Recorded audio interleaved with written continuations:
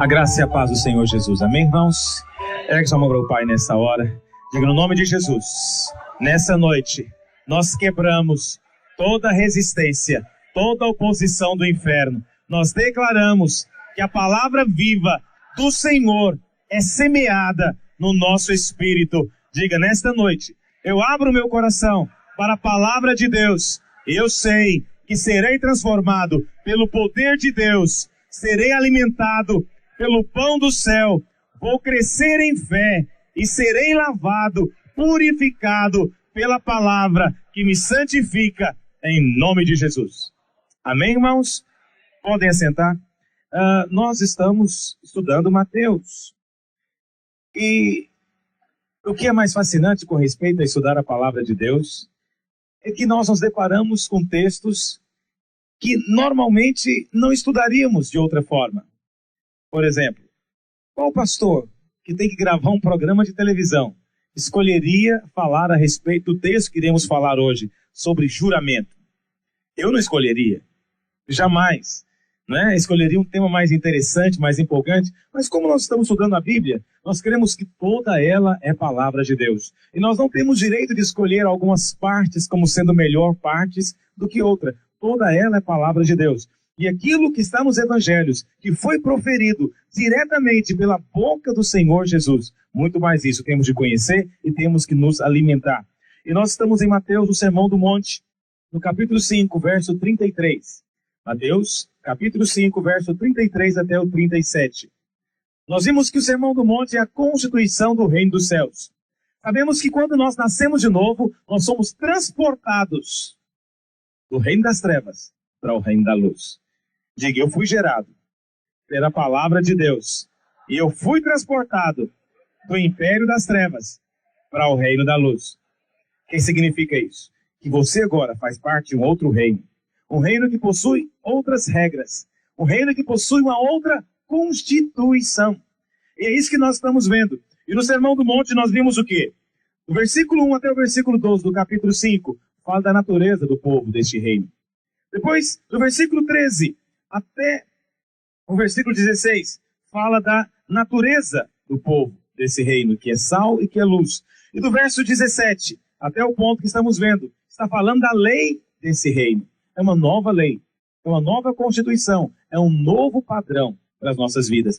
Olha o que diz a palavra de Deus. Também ouviste que foi dito aos antigos: não jurarás falso, mas cumprirás rigorosamente para com o Senhor os teus juramentos. Eu, porém, vos digo, de modo algum jureis, nem pelo céu por ser o trono de Deus, nem pela terra por ser estrado de seus pés, nem por Jerusalém por ser cidade do grande rei, nem jures pela tua cabeça, porque não podes tornar um cabelo branco ou preto. Seja, porém, a tua palavra sim, sim, não, não. O que disto passar vem do maligno. Olha, até esse ponto, o Senhor Jesus estava mudando, tornando a lei maior. Por exemplo, quando ele disse, ouviste o que foi dito, não matarás. Quando ele disse, eu porém vos digo, qualquer que se irá. Ele, na verdade, estava colocando a lei num padrão muito mais excelente. Ele não anulou o não matarás, e nem mudou. Ele apenas colocou no patamar superior. Quando ele disse, não, ouviste o que foi dito, não adulterarás. Eu, porém, vos digo, qualquer que olhar para uma mulher com intenção impura, já adulterou com ela. Ele também não anulou e nem alterou o mandamento da lei que dizia não adulterarás. Ele apenas colocou no nível superior. Mas aqui nesse ponto, nós vemos Jesus mudando algo. Ele disse, ouviste o que foi dito, não jurarás falso, mas cumprirás rigorosamente para com o Senhor os teus julgamentos. Eu, porém, vos digo, de modo algum jureis. Aqui o Senhor, na verdade, está dando um padrão. Mas eu gostaria de falar um pouco o que o Senhor tinha em mente quando ele falou a respeito do juramento. Para você compreender isso, você tem que saber um pouquinho de como o juramento era usado. E até hoje é usado. Na verdade, juramento é algo que está na Bíblia. E Deus estabeleceu o juramento no Velho Testamento. Acontece que as pessoas chegaram a um nível tal de desonestidade e de mentira, que toda afirmação que elas faziam tinha que ser acompanhada de um juramento. Por quê? Perderam a credibilidade. A mentira faz isso. Nós sabemos que o diabo é o pai da mentira. E nós agora, cidadãos do reino de Deus, nós não podemos mais ter um padrão de mentira nas nossas vidas. A mentira não faz parte mais dos nossos relacionamentos. Nós somos sinceros, nós somos honestos e a nossa palavra é simples. É sim, sim. É não, não. O que passar disso é coisa do maligno. As pessoas às vezes usavam, e ainda hoje usam, juramento como forma de atestar aquilo que estão dizendo. Mas na verdade, o juramento só comprova a nossa falta de credibilidade. Você tem que acompanhar uma afirmação sua com frase do tipo: eu juro por tudo que é mais sagrado, eu juro pela Bíblia Sagrada, eu juro por Deus, né? Pode cair um raio na minha cabeça. Já ouviram isso? Quando você fala isso, isso só demonstra a sua falta de credibilidade. E só demonstra de maneira patética que a sua palavra não tem valor algum. E você pensa que com isso está dando maior peso a ela. Muito pelo contrário. Você está mostrando que a sua palavra, de fato, não tem peso e nem valor algum. E era isso que se tornou naquela época, no meio do povo de Israel. E na verdade, você pode observar como é isso também que se torna hoje no meio das pessoas. Observe como elas se relacionam. É tudo uma questão de tem que provar. Alguém vai dizer: pastor, mas o que significa esse juramento? Juramento é a mesma coisa que um voto. Votos e juramentos é a mesma coisa. Alguém fala: mas será que Jesus quer proibir? Será que significa que hoje não podemos jurar de forma alguma? Não, não é bem assim. Não é que Jesus está proibindo, de fato, de jurar em toda e qualquer circunstância. O que está falando é o seguinte: entenda o espírito da lei. O juramento pode até ser usado, mas deveria ser usado apenas em solenidades, em situações solenes que exigem uma palavra a mais, não para aumentar a credibilidade, mas por causa do peso daquilo que se está fazendo. Então, por exemplo, em função dessa palavra, muitas pessoas, extremistas, não juram de forma alguma. Então eles não fazem juramento diante de juízes, não é? Já foram numa formatura? Como é que é uma formatura? Eles não têm que fazer lá o juramento da profissão? Cada profissão não tem o seu juramento? Eu sei que para a maioria das pessoas aquilo não passa de uma cerimônia sem sentido algum, vazia. Mas na verdade, para Deus tem valor. Todo juramento tem valor. Agora, numa cerimônia de formatura, onde você está começando uma carreira profissional, você erguer a sua mão e fazer um juramento, isso não é errado. E nem é pecaminoso. Isso é agradável a Deus. Agora, se você faz juramento a todo instante, toda circunstância, se toda hora você faz um tipo de juramento qualquer, isso diante de Deus é abominável. Porque isso mostra o quê? Que a sua vida não é simples e o diabo ainda tem espaço nela. Outra situação de juramento, casamento. Casamento não é um juramento? Casamento é um juramento. Quando os noivos estão ali, diante da igreja, e eles estão fazendo uma aliança, aquilo é um juramento. São juras de amor, são votos de amor, que um está fazendo com o outro. Ali também não é pecado, e é feito diante de Deus. As pessoas não têm noção da seriedade que é fazer um voto diante de Deus. Você quer ler na sua Bíblia?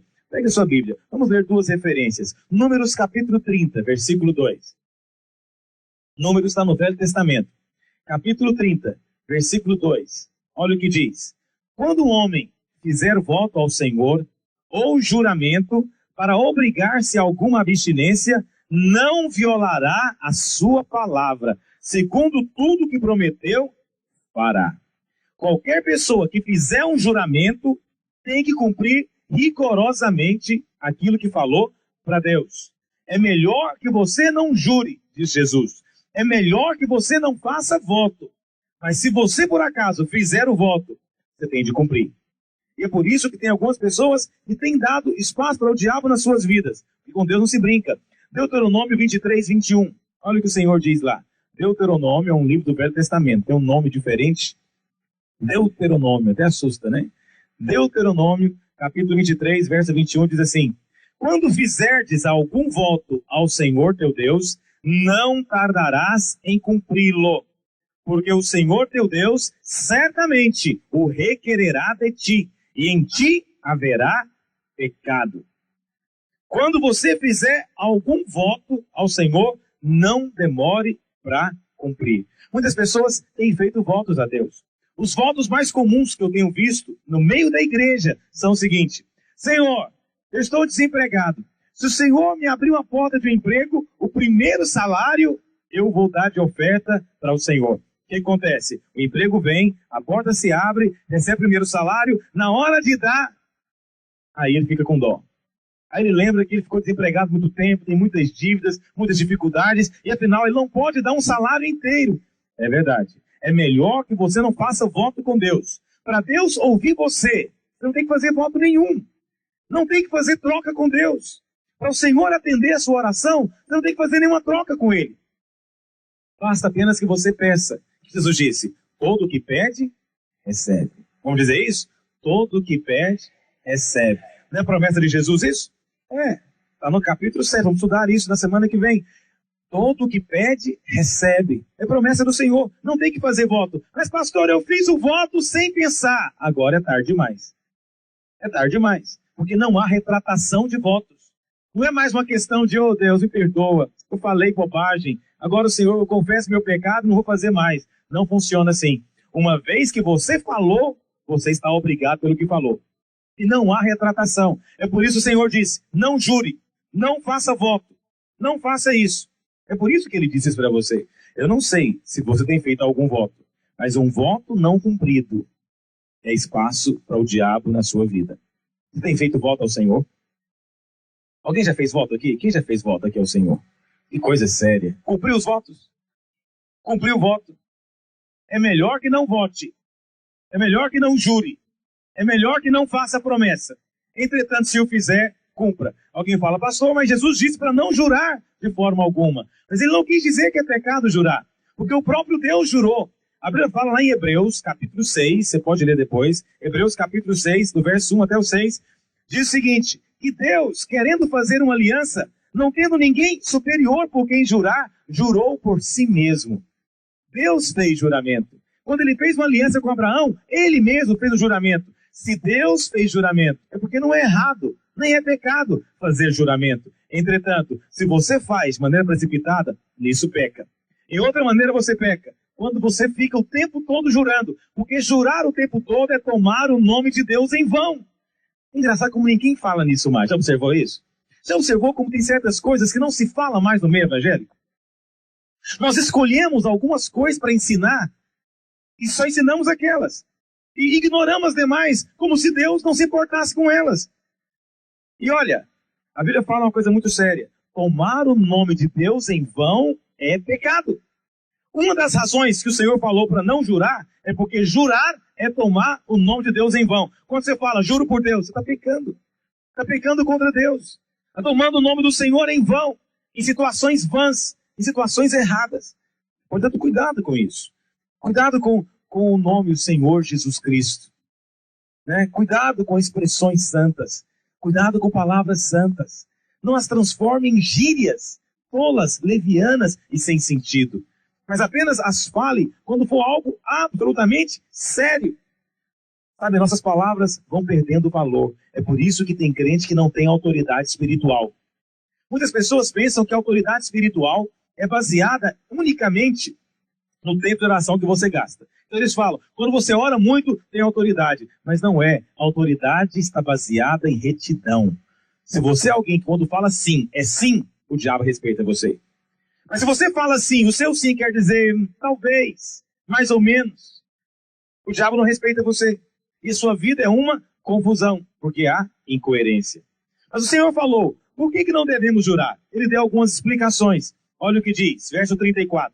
Eu, porém, vos digo, de modo algum jureis, nem pelo céu, por ser o trono de Deus, nem pela terra, por ser estrado dos seus pés, nem por Jerusalém, por ser cidade do grande rei, nem jures pela tua cabeça, porque não podes tornar um cabelo branco ou preto. O que significa isso? Significa o seguinte, você não tem o controle de nada. Você não tem o controle de coisa alguma. Portanto, você não tem poder e nem autoridade para jurar sobre coisa alguma. Porque não há controle em você para manipular nenhuma circunstância, nenhuma situação. E o Senhor fala no verso 37, seja, porém, a tua palavra sim, sim, não, não. O que disso passar, vem do maligno. O que é que passa do sim, sim e do não, não? Muitas coisas passam do sim, sim e do não, não. Por exemplo, você quer ver como existem certas coisas malignas que passam do sim e passam do não? O casamento, por exemplo. Como é que funciona o casamento? As pessoas começam a ter desconfianças, coisa meio paranoica. E, de repente, a mulher está com ciúme do marido. E ela pergunta para ele, fulaninho, você me ama? Aí ele fala para ela, eu amo você. Aí o que ela fala para ele? Então prova. Na hora que ela fala, então prova, um demônio entrou no casamento. Por quê? Porque passou do sim. Ele já disse sim, é suficiente. Mas nós nunca achamos que é suficiente o sim. Nós sempre queremos algo mais. Você observou isso? Todas as vezes que você quer algo mais no seu casamento do que o sim e do que o não, o diabo entrou ali.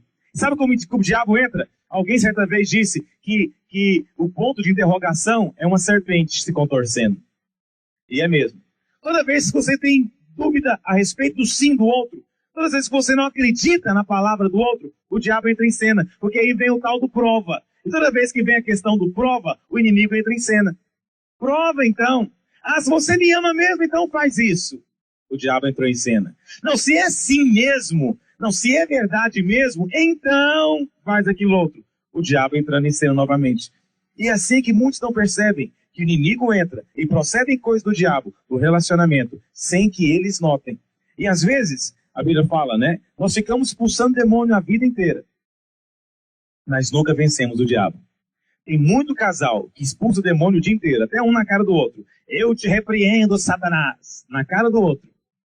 E não funciona. E o casamento continua mal. E eles perguntam, pastor, não entendo. Eu repreendo o diabo todo o dia inteiro no meu casamento e ele não funciona. Não funciona, sabe por quê? Porque o diabo não vai sair só porque você mandou ele sair. O diabo vai sair quando você fechar as brechas. E você fecha as brechas é praticando o que a palavra de Deus diz. E uma das coisas é isso. É sim, é sim. É não, é não. Não acrescente algo mais. Outra coisa que é maligna. As pessoas, por não acreditarem no nosso sim e no nosso não, elas nos forçam a falar além do que precisamos. Já observou uma coisa? As pessoas que são verdadeiras, elas são simples e diretas. Quanto mais mentiroso, mais conversa. Já observou isso? Quando alguém está mentindo, ele fala muito. Ele conversa muito. Entende o que eu estou dizendo? Sabe que às vezes acontece um fenômeno espiritual. Algum tempo atrás eu vi uma encenação, eu achei muito engraçado isso. Eles mostrando que como a verdade é inacreditável. Como é difícil acreditar na verdade. E como é mais fácil crer numa mentira. A situação era o seguinte. Um casal estava andando de carro e de repente a esposa abriu o porta-luva e encontrou uma roupa íntima de mulher lá dentro, uma calcinha. E ela perguntou, fulano, mas o que é isso aqui? E o fulano não sabia de onde tinha vindo. Ele olhou e falou, não sei, o que é isso aí? Ele falou, não se faça de besta, você sabe muito bem o que é isso. Ele falou, não sei de onde veio isso não, o que é isso? Para a pessoa que é desconfiada, aquele não serve. Porque foi um não meio inseguro, assustado. Mas quem quer mentir, prepara antes. Aí eles pegaram e voltaram à cena. E mostrando agora o cara mentindo. Aí mostra a mulher abrindo o porta-luva e encontrando a calcinha. Aí ele fala, fulano, isso aí é o seguinte. Eu fui dar carona para uma colega minha de trabalho e ela estava com a sacola muito grande. E quando ela foi entrar no carro, por algum motivo engastalhou e rasgou. E ela deixou cair. Mas eu só vi depois que ela saiu, essa calcinha. E aí eu peguei ela e coloquei no porta-luva para lembrar, para entregar para ela. Quanto mais você fala, é terrível isso. As pessoas querem acreditar na mentira. Se for só o sim e o não, não serve. É muito simples, é muito pouco. Só que nós somos o povo do sim e do não. Pastor, mas se eu falar só sim, a pessoa fica magoada comigo. E se eu falar não? Irmãos, nós somos um povo terrível. Ser brasileiro não é fácil. Eu morei na Inglaterra 1 ano. E foi bom ter morado lá, sabe por quê? Eu descobri o seguinte, que nós somos uma nação que abomina o não. Já observou isso? Ninguém fala não para ninguém. Aqui é só sim, sim. O não é do diabo já. Não é verdade? Já viram como é duro falar não para alguém? Já viram como nós damos uma volta no monte para dizer um não para alguém? Isso para um europeu, para um americano, é inacreditável. São nações que têm origem protestante. Vou dar uma ilustração para você. Se alguém chega para você, irmão, e fala para você assim, a Onésia chega e fala, irmão, eu queria o seu carro emprestado. Você não pode emprestar. Às vezes você não quer emprestar. Às vezes é contra seus princípios emprestar. Outras vezes você não tem seguro, sem emprestar, corre o risco dela bater ou algo assim. Mas não interessa o seu motivo. Se você faz simplesmente, irmã, não. Sabe o que vai acontecer com ela? Nunca mais olha na sua cara. É ou não é? É ou não é, Onésia? Não, não é o seu caso, claro. Você não é assim. Você é diferente. Qual que é a única saída dele? Olha, Onésia, é o seguinte, eu quero muito emprestar o carro para você. Eu quero, Deus sabe como eu quero emprestar esse carro. Vamos tentar, eu não posso emprestar para você, mas vamos tentar, vamos dar um jeito, vamos estudar uma maneira, vamos conversar ali com o fulano, talvez ele pode ajudar a gente a resolver esse problema. Depois de tentar de tudo. Aí você falou, Onésia, realmente eu tentei de tudo, não vai dar, eu queria muito, Deus sabe como eu queria. Olha o nome de Deus em vão, já passou pro diabo. É como se eu dissesse, eu juro por Deus. Eu queria muito emprestar, mas não vai dar. Aí ela fica em paz. Ela fala, não, ele tentou. Não, ele foi gente boa comigo. Mas se falar não, nunca mais olha na cara. É ou não é, meus irmãos? Aqui na igreja é assim, nós temos um assaveiro. É para transportar as coisas do trabalho normal da igreja. Nós somos uma igreja que tem mais de 2.000 membros. Se cada um for usar assaveiro para carregar as suas coisas, dá um problema. Mas não podemos dizer não. Se falar não, ele sai da igreja. Que coisa maligna. Pastor, pode emprestar assaveiro? Falou, irmão, queria muito. Deus sabe, eu queria muito emprestar para você. Mas não vai ter jeito. Se eu falar assim, ele fica feliz. Se eu falar, irmão, não pode. Nós temos uma regra e não podemos transportar coisas que não é do uso da igreja. Sabe o que acontece? Depois fala que prega o evangelho, não vive que prega. Olha a maldade no coração dele. É assim que acontece. Falar não no nosso país é uma complicação danada. E já viram como as pessoas vão na sua casa sem avisar e você é obrigado a atender ela? Não importa o que você está fazendo, tem que parar tudo, porque a fulana, o majestoso, chegou. Mas você falar para ele, ô fulano, você chegou na minha casa agora, eu estava saindo aí pro culto, ele vira a cara, emburra, nunca mais põe um pé na sua casa. É ou não é? Esses somos nós. Você é assim. É ou não é? Nós somos assim. Ouvir não para nós brasileiros é uma tremenda ofensa. Só que a Bíblia fala, isso já é o maligno. Se você quer dizer sim, diga sim. Se você quer dizer não, diga não. Pastor, vai ficar magoado comigo. Isso já é coisa do maligno. Diga o não. Diga não. Dizer não é de Deus. Sabe por que às vezes nós temos que inventar coisas a mais? Porque temos medo de ofender as pessoas. Mas Jesus não está preocupado nesse momento com isso. Se você quer dizer não, diga não. Muitas pessoas vivem infelizes, angustiadas, porque o tempo todo fala sim. E a maioria das vezes ela queria dizer não. Elas vão onde não queriam ir, porque não pode dizer não. Usam a roupa que não gostam, porque não pode dizer não. Comem a comida que não gostam, porque não sabe dizer não. Eu gosto de quase tudo. Eu sou um avestruz para comer, um triturador. Mas veja, eu sou pastor de uma igreja muito grande. Se eu fizer de conta que gosto de algo que eu não gosto, eu estou frito. Eu vou ter que aguentar aquilo depois até quando? Então, quando eu vou na casa de alguém, e a pessoa me pergunta antes, se ela não pergunta, eu não falo nada. Se ela pergunta, pastor, o que o irmão não gosta? Aí eu conto, eu falo, olha, tem um negócio que eu gostaria de não comer. Veja bem, eu como de tudo. De tudo, até o que eu não gosto, eu como também. É terrível, isso é coisa de gordo, é uma maldição maligna. Até o que não gosta, a gente come. Mas tem um negócio que eu não sei porquê, eu tenho um problema. Eu não gosto daquela lasanha com aquele molho branco em cima. Acho aquilo sem graça para chuchu. Agora eu falei na televisão, agora eu tô frito, né? Se eu já comi na casa de alguém, eu ficar magoado comigo. O pastor comeu na minha casa e não falou que não gostava. Terrível. Quando pergunta, eu falo, irmão, não faz lasanha não, faz outra coisa. Né? Por quê? Não sei, eu costumo dizer que lasanha é uma comida assim... Bom, deixa pra lá da lasanha, não falar mal dela, não. Tem gente que gosta, né? Tem gente que é fã. Eu gosto de todo tipo de macarrão, mas não gosto da lasanha. Vai ficar do molho. Devo ter algum trauma com aquilo.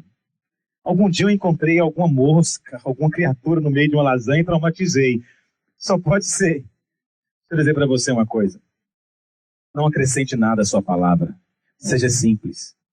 O povo do reino é simples. Não acrescenta nada. Ele diz sim quando quer dizer sim. E diz não quando quer dizer não.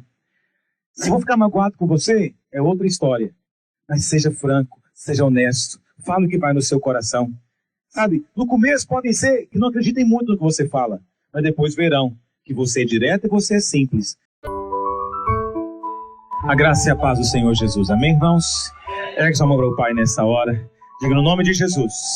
Nessa noite, nós quebramos toda resistência, toda oposição do inferno. Nós declaramos que a palavra viva do Senhor é semeada no nosso espírito. Diga, nesta noite, eu abro o meu coração para a palavra de Deus. Eu sei que serei transformado pelo poder de Deus. Serei alimentado pelo pão do céu.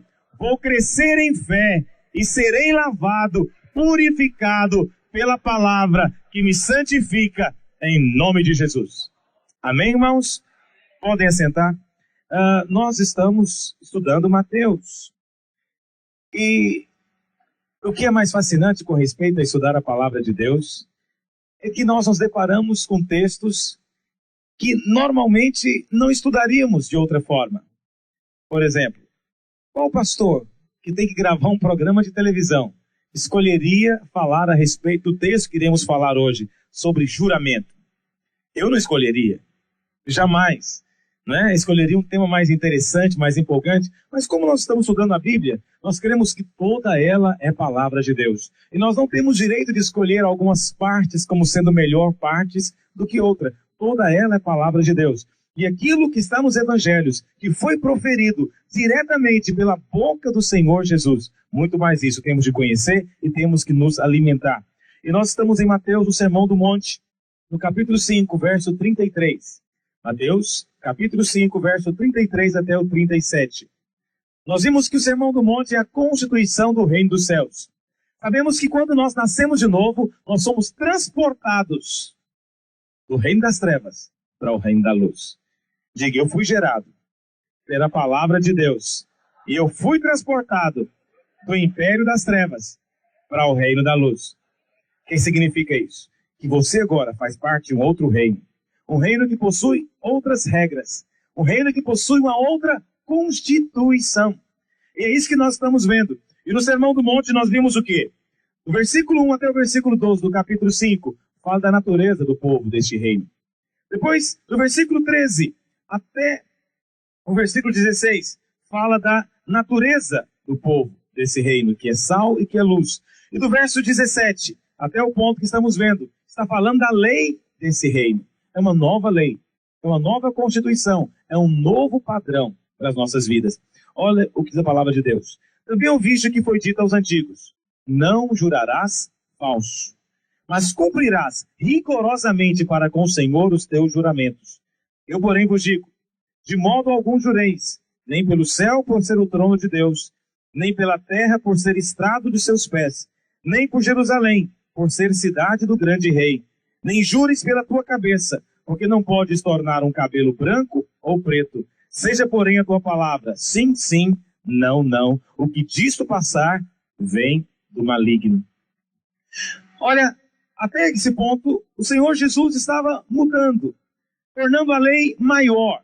Por exemplo, quando ele disse, ouviste o que foi dito, não matarás. Quando ele disse, eu, porém, vos digo, qualquer que se irá. Ele, na verdade, estava colocando a lei num padrão muito mais excelente. Ele não anulou o não matarás, e nem mudou. Ele apenas colocou no patamar superior. Quando ele disse, não, ouviste o que foi dito, não adulterarás. Eu, porém, vos digo, qualquer que olhar para uma mulher com intenção impura, já adulterou com ela. Ele também não anulou e nem alterou o mandamento da lei que dizia não adulterarás. Ele apenas colocou no nível superior. Mas aqui nesse ponto, nós vemos Jesus mudando algo.